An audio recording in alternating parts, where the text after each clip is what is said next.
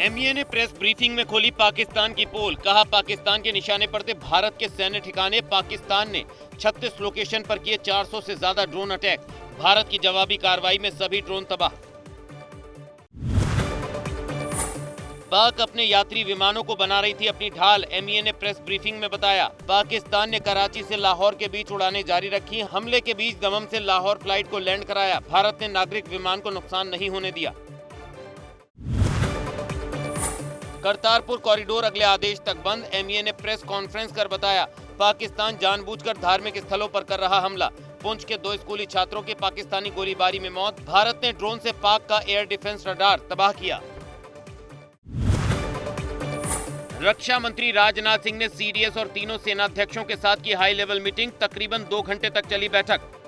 रक्षा मंत्री को दी पाकिस्तान के खिलाफ कार्रवाई की जानकारी। भारत पाकिस्तान के बीच चल रहे तनावपूर्ण हालातों के बीच स्वास्थ्य मंत्री जेपी नड्डा ने की अहम बैठक। स्वास्थ्य सुविधाओं की तैयारियों पर की चर्चा। भारत पाक सीमा के पास स्थित सभी अस्पतालों में अलर्ट। पाकिस्तान पर भारत का जोरदार जवाबी प्रहार। आर्मी, एयरफोर्स और नेवी ने एक साथ खोला मोर्चा। लाहौर, कराची, रावलपिंडी समेत कई बड़े शहरों पर जबरदस्त एक्शन। पाकिस्तान पर भारत का जोरदार जवाबी प्रहार। आर्मी, एयरफोर्स और नेवी ने एक साथ खोला मोर्चा। लाहौर, कराची, रावलपिंडी समेत कई बड़े शहरों पर जबरदस्त एक्शन।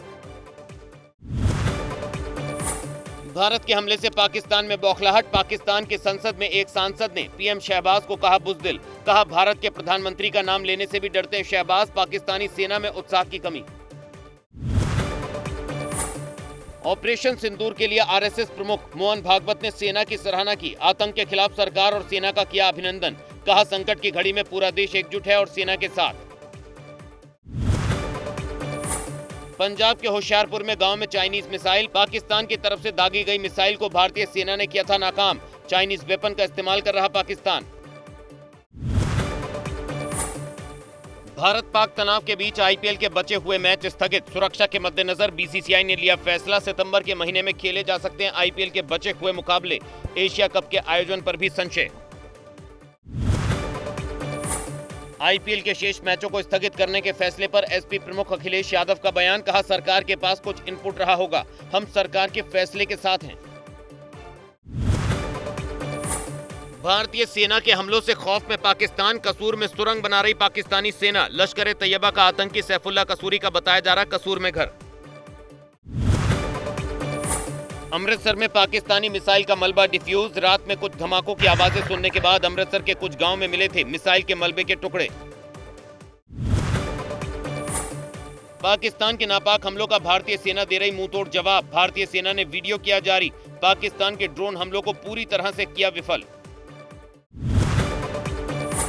पाकिस्तान की कायराना हरकतों का जवाब देगी भारतीय नौसेना। आज से 12 मई तक अरब सागर में भारतीय नौसेना का युद्ध अभ्यास। पाकिस्तान में फिर दिखा आतंकियों का गठजोड़। 7 मई 2025 को खैबर पख्तूनख्वा में जैश और अल बद्र ने की थी भारत के विरोध में साझा रैली।